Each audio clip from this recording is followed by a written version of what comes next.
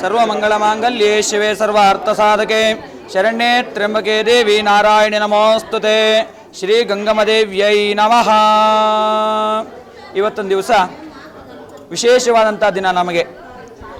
ಈ ಒಂದು ಗ್ರಾಮದಲ್ಲಿ ವಿಶೇಷವಾಗಿ ಗಂಗಮ್ಮ ದೇವಾಲಯ ಟ್ರಸ್ಟ್ ಹೇಳ್ತಕ್ಕಂತಹ ಹೆಸರಿನಲ್ಲಿ ಈ ಒಂದು ಸ್ಥಳದಲ್ಲಿ ಆ ತಾಯಿಯನ್ನು ಪ್ರತಿಷ್ಠಾಪನೆಯನ್ನು ಮಾಡಿದ್ದೇವೆ. ಆ ತಾಯಿ ನಮ್ಮ ಈ ಜಾಗದಲ್ಲಿ ಬಂದು ದೇವಾಲಯದಲ್ಲಿ ಬಂದು ನೆಲೆಸಿದ್ದಾಳೆ. ಈ ತಾಯಿಯ ಸೇವೆಯನ್ನು ನಾವು ಇವತ್ತಿನಿಂದ ಪ್ರಾರಂಭವನ್ನು ಮಾಡಬೇಕು. ಹಾಗೆ ಈ ದೇವಾಲಯವನ್ನು ಕಟ್ಟಲಿಕ್ಕೆ ನಮಗೆ ಸಹಕಾರವನ್ನು ಕೊಟ್ಟಿರ್ತಕ್ಕಂತಹ ದಿವಂಗತ ವೆಂಕಟೇಶ್ವರವರು ಈ ಜಾಗ ಹಾಗೂ ಈ ದೇವಸ್ಥಾನವನ್ನು ಕಟ್ಟಲಿಕ್ಕೆ ಸಂಸ್ಥಾಪಕರು ಅಂತ ನಾವು ಹೇಳುತ್ತೇವೆ. ಹಾಗಾಗಿ ಅವರ ಒಂದು ಆಶೀರ್ವಾದದೊಂದಿಗೆ ಇವತ್ತೊಂದು ದಿವಸ ಈ ಸ್ಥಳದಲ್ಲಿ ಅಮ್ಮನನ್ನು ಪ್ರತಿಷ್ಠಾಪನೆಯನ್ನು ಮಾಡಿದ್ದೇವೆ. ಹಾಗೂ ಎಲ್ಲ ಭಕ್ತಾದಿಗಳು ಕೂಡ ಪ್ರತಿದಿನವೂ ಕೂಡ ಈ ದೇವಾಲಯಕ್ಕೆ ಬಂದು ಆ ತಾಯಿಯ ಸೇವೆಯನ್ನು ಸಲ್ಲಿಸಿ ಆ ತಾಯಿಯ ಆಶೀರ್ವಾದಕ್ಕೆ ಎಲ್ಲರೂ ಕೂಡ ಪಾತ್ರರಾಗಬೇಕು. ಹಾಗೂ ಆ ಗಂಗಮ್ಮದೇವಿ ಅಂದರೆ ಅರ್ಥಾತ್ ಶಿವನ ಪತ್ನಿಯಾಗಿರ್ತಕ್ಕಂತಹ ಬ್ರಹ್ಮದೇವನ ಪುತ್ರಿಯಾಗಿರ್ತಕ್ಕಂತಹ ಆ ಗಂಗಾ ಮಾತೆಯು ನಮ್ಮನ್ನು ಕಾಪಾಡಿ ನಮ್ಮ ಜೀವನವನ್ನು ಪಾವನ ಮಾಡಬೇಕು ಅಂತ ಎಲ್ಲ ಭಕ್ತ ಜನರ ಪರವಾಗಿ ಕೇಳ್ಕೊಳ್ತಾ ಇದ್ದೇನೆ. ಸತ್ಯಾಸ್ಸಂತು ಯಜಮಾನಸ್ಯ ಕಾಮಾಹ ಲೋಕಾ ಸಮಸ್ತಾ ಸುಖಿನೋ ಭವಂತು. ಎಲ್ಲರಿಗೂ ನಮಸ್ಕಾರ. ಶ್ರೀ ಮಾತಾ ಶ್ರೀ ಗಂಗಮ್ಮ ದೇವಸ್ಥಾನ ಸುಮಾರು ಒಂದು 10-15 ವರ್ಷಗಳ ಕಾಲದಿಂದಲೇ ನಾವು ಪ್ರಾರಂಭಿಸ್ಕೊಂಡು ಬಂದಿದ್ದೀವಿ. ಈ ಬಡಾವಣೆ ಆರಂಭ ಆಗೋದರಿಂದ ಶ್ರೀ ದಿವಂಗತ ವೆಂಕಟೇಶ್ ಸರ್ ಅವರು ಈ ದೇವಸ್ಥಾನಕ್ಕೆ ಮೂಲ ಸಂಸ್ಥಾಪಕರು.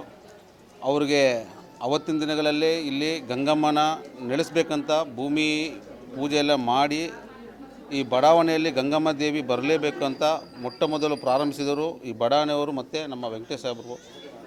ಅದೇ ರೀತಿಯೇ ಅವರ ಕನಸು ಇವತ್ತಿನ ದಿನ ನನಸಾಗಿದೆ. ನಮ್ಮ ಬಡಾವಣೆಯಲ್ಲಿ ನಮಗೆ ಇದ್ರ ಬಗ್ಗೆ ಗೊತ್ತಿರಲಿಲ್ಲ. ಯಾಕಂದರೆ ಇಲ್ಲಿ ದೇವಸ್ಥಾನ ಬರುತ್ತೆ, ಅಮ್ಮ ಬಂದು ಕೂತ್ಕೊಳ್ತಾರೆ ಅಂತ ನಮ್ಗೆ ಗೊತ್ತಿರಲಿಲ್ಲ. ಬಟ್ ಪದೇ ಪದೇ ಇಲ್ಲಿ ಬಂದು ಕೆಲವೊಂದು ಪವಾಡಗಳು ನಡೀತಾ ಇರುತ್ತು. ಇಲ್ಲಿ ಸಾರ್ವಜನಿಕವಾಗಿ ಇಲ್ಲಿನ ಮಹಿಳೆಯರು ಕೂಡ ಅದ್ರ ಬಗ್ಗೆ ನಮಗೆ ಸೂಚಿಸ್ತಾನೆ ಇದ್ರು, ಇಲ್ಲ ನಮಗೇನೋ ಇಲ್ಲಿ ಸ್ವಲ್ಪ ನಮಗೆ ದೇವಸ್ಥಾನ ಬೇಕು, ನಮಗೆ ಇದು ಮಾಡಬೇಕು ಅಂತ. ಅದಾದ ನಂತರ ನಾವು ಅದನ್ನು ಕೆಲವು ಕಡೆ ವಿಚಾರಣೆ ಮಾಡಿ ಬೇರೆ ಕಡೆ ಎಲ್ಲ ಸ್ವಲ್ಪ ದೊಡ್ಡವರು ಒಂದು ಪುರೋಹಿತರ ಹತ್ರ ಎಲ್ಲ ಕೇಳ್ಕೊಂಡಿದ್ವಿ. ಹೌದು, ಇಲ್ಲಿ ತುಂಬ ಚೆನ್ನಾಗಿದೆ, ಅಮ್ಮ ಅವರು ಬಂದು ಇಲ್ಲಿ ನಡೆಸೋದಕ್ಕೆ ತುಂಬಾ ಇಷ್ಟಪಡ್ತಾ ಇದ್ದಾರೆ, ಆದ ಕಾರಣದಿಂದ ನೀವು ಇದನ್ನು ಮಾಡೋದು ತುಂಬ ಒಳ್ಳೆಯದು ಅಂತ ಹೇಳಿ ನಮಗೆ ವಿವರಣೆ ಮಾಡಿ ಸುಮಾರು ಜನ ನಮಗೆ ಎಲ್ಲದ್ರ ಬಗ್ಗೆ ತಿಳ್ಕೊಂಡು, ಯಾಕಂದರೆ ದೇವಸ್ಥಾನ ಮಾಡೋದು ಸುಮ್ಮನೆ ಅಲ್ಲ, ಯಾಕಂದರೆ ದೇವ್ರನ್ನ ಕರೆಸಿ ನಾವು ಇಲ್ಲಿ ಮಾಡೋದಂದ್ರೆ ಸುಮ್ಮನೆ ಅಲ್ಲ. ಆ ಅಮ್ಮನಿಗೆ ಇಷ್ಟ ಇದ್ದರೆ ಮಾತ್ರ ಬಂದು ಕುತ್ಕೋಬೇಕು, ಇಲ್ಲಿ ಊರ ಜನ ಕಾಪಾಡ್ಕೋಬೇಕು ಅಂತ ಆ ಅಮ್ಮನಿಗೆ ಇದ್ದಿದ್ದರಿಂದ ನಾವೇನೋ ನಮ್ಮ ಟ್ರಸ್ಟ್ ವತಿಯಿಂದ ಮತ್ತು ನಮ್ಮ ಬಡಾವಣೆಯಿಂದ ಒಂದು ಅಲೆಲು ಸೇವೆ ಮಾಡಿದ್ದೀವಿ ಅಷ್ಟೇ. ಮುಂದಿನ ದಿನಗಳಲ್ಲಿ ಒಂದು ದೊಡ್ಡ ಮಟ್ಟದ ಪ್ರಸಿದ್ಧಿಯ ಸ್ಥಳವಾಗಬೇಕೆಂದು ಆ ಅಮ್ಮ ನಮಗೆ ಬೆಂಬಲ ನೀಡಿ ಆಶೀರ್ವಾದ ಮಾಡಬೇಕೆಂದು ಎಲ್ಲ ಬಡಾವಣೆ ಮೂಲಕ ದೇವರಿಗೆ ಪ್ರಾರ್ಥಿಸ್ತೇವೆ.